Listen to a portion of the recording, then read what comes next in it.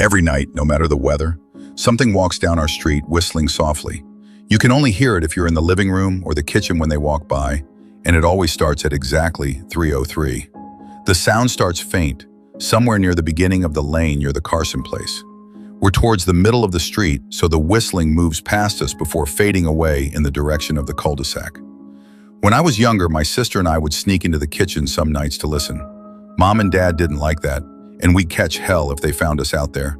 But they were never too hard on us, since we always stuck to the one big rule: don't try to look at whatever was whistling. My neighborhood is a funny place. I've lived here since I was 6, and I love it. The houses are small but well kept. Good-sized yards, plenty of places to roam. There are a lot of other kids here my age. I turned 13 back in October. We grew up together and would always play foursquare in the cul-de-sac or roam around from back porch to back porch in the summer. This was a good place to grow up. I'm old enough to see it. And there's only the two strange things here, the night whistling and the good luck. The whistling never bothered me much. Like I said, I couldn't even hear it from my bedroom. But Mom and Dad don't like talking about it, so I've stopped asking questions. My dad is a strong guy, tall and calm. He has an accent since he moved to the US as a kid. His family, my grandparents, they're from the islands. That's what they call it. My dad, the only time he isn't so calm is if the whistler comes up. He talks a little quicker then, eyes move faster, and he tells us not to think about it so much, and to always remember the one rule, the big rule. Don't try to look outside when the whistler goes past. Not that we could look even if we wanted. See, there are shutters on the inside of every window, thick pieces of heavy canvas that pull down from the top and latch to the bottom of the window frame.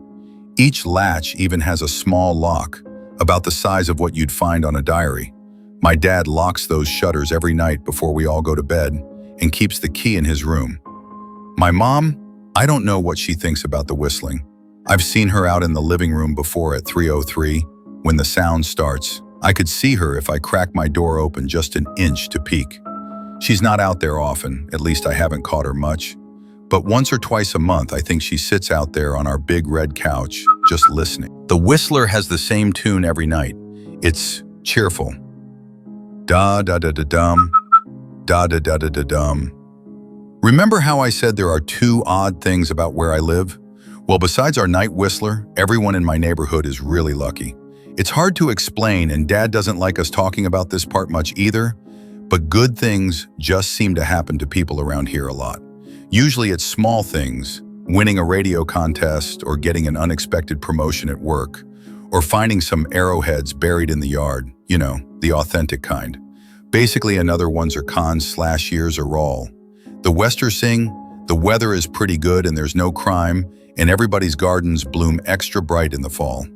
A million little blessings I've heard my mom say about living here. But the main reason we stay here, why we moved here in the first place, is my sister Nola. She was born very sick, something with her lungs. We couldn't even bring her home when she was born, only visit her in the hospital. She was so small, I remember, small even compared to the other babies. A machine had to breathe for her. Even a machine had to breathe for her. A machine had to breathe for her. We moved into our house here to be closer to the hospital. As soon as we moved here, Nola started getting better. The doctors couldn't figure it out. They chalked it up to whatever they were doing, but we all could tell they were confused. But my parents knew, even I knew. Nola getting better was just another of the million little blessings we got for living in our neighborhood. So that's why we stayed even after we found out that for every small miracle that happens here every day, now and then, some bad things happen. But they only happen if you look for the whistler. See, our neighborhood has a welcoming committee. They show up with macaroni casserole and a gift basket and a manila folder whenever someone new moves in. They're very friendly. 4 people showed up when we moved in 7 years ago. The committee made small talk, gave me a Snickers bar, and took turns holding Nola. It was her first week out of the hospital, so they were extra careful. Then the committee asked to speak to my parents in private, so I was sent to my room, where I still managed to hear nearly every word. The welcoming committee told my parents about how nice the neighborhood was, really exceptionally, hard to explain kind of nice. And then they told my parents about the even harder to explain whistling that happened every morning at 3:03 and ended at the tick of 3:05. The group, our new neighbors, warned my parents that the whistling was quiet, would never harm or hurt us, as long as we didn't look for what was making the sound. This part they stressed, and I pushed my ear into the door, straining to hear them. People who went looking for the whistler had their luck change, sometimes tragically. A black cloud would hang over anyone that looked. Anything that could go wrong would. The manila envelope the committee brought over contained newspaper clippings, stories about car crashes and ruined lives, public deaths and freak accidents. Not everyone dies, I heard the head of the committee tell my dad, but the life goes out of them. Even if they live, there's no light in them ever again, no presence. My mom, I could tell she wasn't taking it seriously. She kept asking if this was some prank they play on new neighbors. At one point, my mom got angry, accused the committee of trying to scare us out of our new home, asked them if they were racist on account of my dad being from the islands. My dad calmed her down, told her he could tell our new neighbors were sincere, and they were just trying to help us. He explained that he grew up hearing these kinds of stories from his mom, and that he knew there were strange things that walked among us. Some of those strange things were good, and some were bad, but most were just different. After the committee left, Dad went out to the hardware store, bought the canvas blinds, the latches, and the locks, and installed them on every window in the house after dinner. That first night in our new house, I crept out of my room at 3 a.m., only to find my dad awake, sitting on the living room couch, holding my baby sister. My dad held up his finger in a shh motion, but patted the couch next to him. I sat and we waited. At exactly 3:03, we heard the whistling. Da da da da da dum, da da da da da dum. It came and it went, just like our neighbors said. The whistling returns each night, and we never look, and we enjoy our million little blessings every day. Nola breathes on her own, and she's grown into a strong, clever girl. My dad even joined the welcoming committee. We don't get new neighbors often. Why would anyone want to leave? But when a new family moves in, my dad and the committee bring them macaroni casserole, a gift basket, and the manila folder. I can always tell by the look on my dad's face when he comes back if the family took the committee seriously, or if we'd be getting new neighbors again very soon. Not long ago, a family moved in directly next to us. The previous owner, Miss Maddie, passed away at age 105. She'd lived a good long life. Our new neighbors seemed like they'd fit in just fine. They believed the welcoming committee, took my dad's advice about the locking shutters, since they had a young child of their own. Whatever newspaper clippings were in that manila envelope, whatever evidence, my dad never let us see. But I imagine it must have been awfully convincing, since our neighbors got along with no issues for the first month. One night, when our new neighbors had to leave town, they sent their son, Holden, to stay with us. He was 12, a year under me in school. I didn't know him well before that night, but as soon as his parents dropped him off after dinner, I could tell it was going to be a bad time. "Do you know who is always out there whistling every night?" Holden asked the moment the adults left the room. The three of us were sitting in the den, some Disney movie playing idly on the television. My sister and I exchanged a glance. "We don't talk about that," I said. "I think it's that weirdo that lives in the big yellow house on the corner," Holden said. "Mr. Tolles?" my sister asked. "No way, he's really nice." Holden shrugged. "Must be a psycho killer then." Nola tensed. "We don't talk about it," I repeated. "Let's go in my room and play Nintendo." We spent the next few hours playing games, eating popcorn, and then watching movies. A typical sleepover, but I could see Holden was getting antsy. After my parents had wished us a good night, locked the blinds, and gone to bed, Holden stood up from his beanbag and walked over to where Nola and I were sitting on my bed. "Have you ever even tried looking?" he asked. "It's nearly time." Like most sleepovers, we'd conveniently ignored any suggestion of a bedtime. I was shocked to see he was right. It was almost 3 a.m. I sighed. "We don't..." "See, I can't even try to look, because my dad locks the blinds every night and hides the key," he continued, ignoring me. "So does our dad," said Nola. "No," replied Holden. "No, he doesn't." "You saw him do it," I said, a little sharper than I meant to sound. Holden grinned. "Your dad locks the blinds, yeah, but he doesn't hide the key. He keeps it right on his normal keychain." "So?" I asked, worried I already knew what he would say next. Because I had noticed that my dad didn't bother hiding the key anymore after all of these years, because he knew we took it seriously. "So after your dad locked up, but before your parents went to bed, I went to the bathroom. And on my way, I may have peeked into their room, and I may have seen your dad's keychain on his nightstand, and I maybe went and borrowed the key to blinds." Nola and I stared, and his grin only grew wider. "You're lying," I said. Holden shrugged. "You can check if you want. Just open your parents' door and look. You'll see his keychain right there on the nightstand." "Stay here," I told both of them. "Don't move a muscle." I hurried over to my parents' room, but hesitated at the door. If Holden wasn't lying, my dad would be angry, beyond angry. I was scared thinking about it, but more scared of an open window with the Whistler right outside. I opened the door barely an inch and looked in, but it was too dark to see. Taking a deep breath, I walked into the room. 2 steps into the dark, I froze. The whistling started, and I could hear it clearly from my parents' room. I never realized, but they must have heard the sound every night since we moved into the house. They never told us. I don't think I could have slept through it. I stood there, listening to the whistling come closer, unsure whether I should turn on a light or call out for my dad. Soft sounds from the living room brought me back to reality. "Nola!" I yelled, running out of my parents' room. Holden and Nola were standing near the front door next to a window. Holden wasn't lying. I could see him fumbling with the lock on one of the blinds. I heard a click. He did have the key. Holden let out a quick laugh. Nola stood next to him, hunched up, afraid but maybe curious. The whistling was right outside our house now. I think I made a sound, called out. I can't remember. Time felt frozen, clock hands nailed to the face. But I found myself moving. I'm not fast, I've never been athletic. Somehow, though, I covered the space between myself and Nola in a moment. My eyes were locked on her, but I heard Holden pull the blind all the way down so it could release. I heard the snap of it start to raise, and I heard the whistling just on the other side of the window. But I had my arms around Nola, and I turned us so she was facing away from the window. At the same time, I jammed my eyes shut. The blind whipped open. The whistling stopped. I felt Nola shaking in my arms. "Don't look, okay?" I told her. "Don't turn around." We were positioned so that she was facing back towards the hallway, and I was facing the window. My eyes were still closed. I felt her nod into my shoulder. I reached out with the arm not holding Nola and tried to touch Holden. My hand brushed against his arm. He was shaking worse than Nola. "Holden?" I asked. Silence. I reached past him and gingerly felt for the window, eyes still sealed shut. The glass was cold against my fingertips, colder than it should have been for the time of year.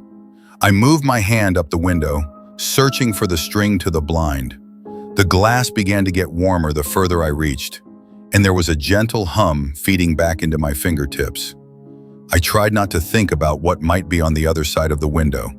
Finally, I touched the string and yanked the blinds shut. I opened my eyes. In the dim light leaking out from the kitchen, I could make out Holden, pale and small, staring at the now closed window. "Holden?" I asked again. He turned towards me and he screamed. Everything became a flurry of motion. Lights sparked to life in the hall, then the living room. My parents' footsteps thudded across the hardwood floor. I didn't turn to look back at them. My eyes were glued to Holden. He was pale, had bit his lip so hard there was a thin red line of blood running down his chin, and he'd wet himself. "What happened?" my dad asked from behind me. I managed to swivel away from Holden and look back. He looked.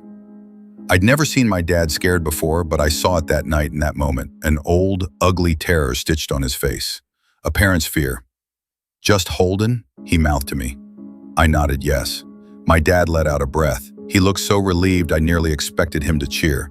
But then he turned to Holden and my dad's face changed. I wondered if he felt bad for feeling good that Holden was the only one that looked. There was a knock at the door. We all froze. Holden whimpered. "Don't answer it," my mom said. She stood at the threshold of the hall. I'd always thought she was a skeptic and just humored my dad about the windows and the Whistler, but that night we were all believers. I noticed that both of my parents held baseball bats they must have taken from their bedroom. The knock came again, a little louder this time. "Please don't open the door," Holden whispered. My dad walked over to him, hugged him close. "We won't," my dad promised, still holding his bat. "Nothing is coming in here tonight." Thud, thud, thud. This time the knocking was loud enough to rattle the door. Holden screamed again, and Nola clutched her arms around my neck. My mom came over and knelt down next to us, wrapping my sister and me close. Thud, thud, thud. "Call the police," my mom whispered to my dad. The knocking instantly stopped. My dad looked over his shoulder at us. "Do you think?" He was cut off by frantic knocking that trailed off to a polite tap, tap, tap. "Police," something said from the other side of the door. The voice from outside sounded exactly like my mom, like a parrot repeating the words back to her. "Police. Call the police." Tap, tap, tap. "Police." My mom pulled us closer. "Police, police, police, police." "Please stop," I heard her whisper. "I don't think calling them will help," my dad said. "How will we know when they're the ones at the door?" The knocking came back harder than before. The door shook, then it stopped. After a long moment, I heard the knocking again, but it was coming from our back door. We all turned together towards the back door, but the knocking immediately returned to the front door. Front to back to front, loud then quiet, then loud again. Suddenly, the sound was coming from both doors at once, big, heavy blows like a sledgehammer.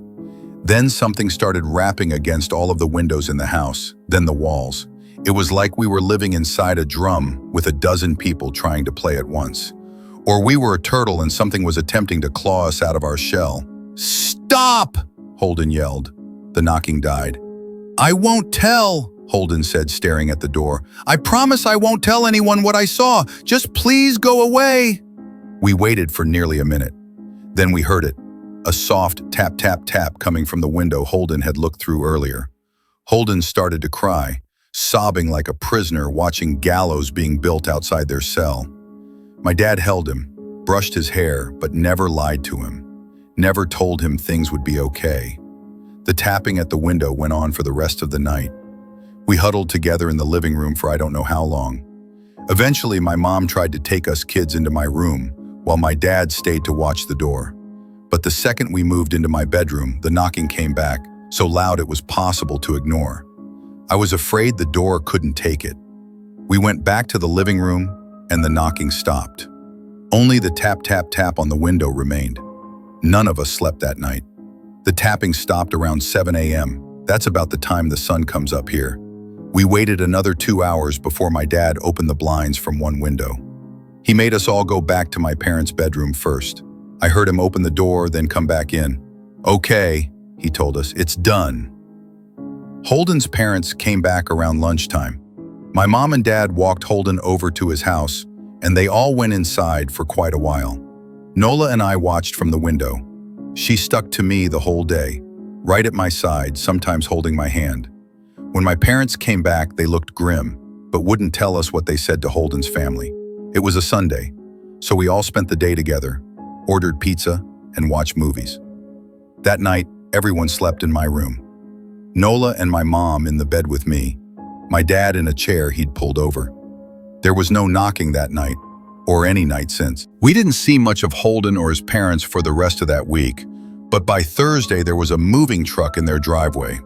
Nola and I watched them packing up the whole afternoon after school. What sticks with me most is how tired Holden and his parents looked. All three had the same pallor, grim mouths and lightless eyes. Even from across the street, I could tell something was very wrong. Holden and his family were gone before sunset. I remember what the original welcoming committee said to my parents when we moved in. Not everyone who looks at the Whistler dies, but even those that live have the light go out of them, and the rest of their lives are full of misfortune. A million little tragedies. I think Holden's parents must have looked, either to comfort him if they didn't believe, or share the burden if they did. I watch Nola some days, happy and young and alive, and I wonder if I'd been slower. If she'd looked out the window that night, would I have looked too? To comfort her? To share that burden? I'm glad I don't have to find out. We still live in that house, in that neighborhood. We still hear our Whistler walking past every night. The blessings, the luck, the good things here are too good to leave, but we're careful. We don't have friends over to spend the night anymore, and my dad hides the key to the blinds very, very well. Not that I've gone looking.